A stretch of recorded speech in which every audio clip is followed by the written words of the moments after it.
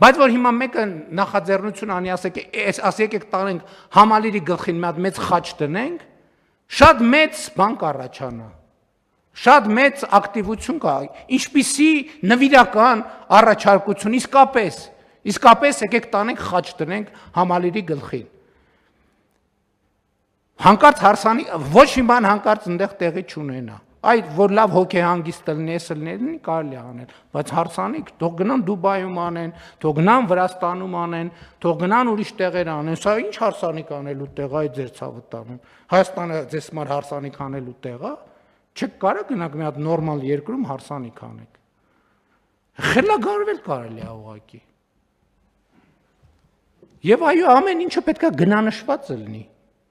եւ իհարկե խոսել ենք Տիկին Անդրեասյան, նաեւ պետությունը նաև որպես իրականում տերը այդ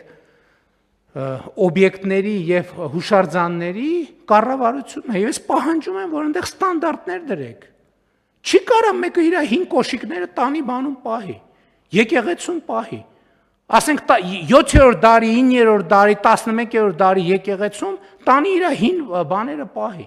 Կամ միջոցառումներ են անում, շատ լավ, ոչ մեկ դեմ չի։ Հարիսա են կեպում, մատաղ ենք անում, ես ենք անում, են ենք անում, շատ լավ, հետևներից թող մաքրեն։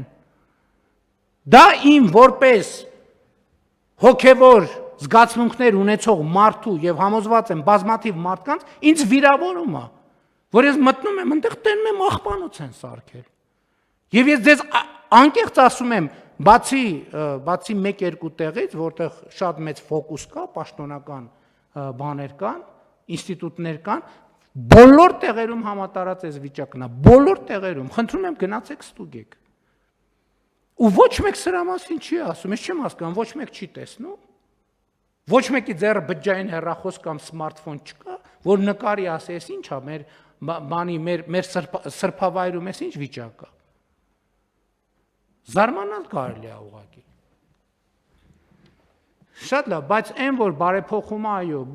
անորոշություններ ա բերելու, մտահոգություններ ա բերելու, շահարկումներ ա բերելու, հիմա ասելու են, դպրոցները ուզում են վարձով տան։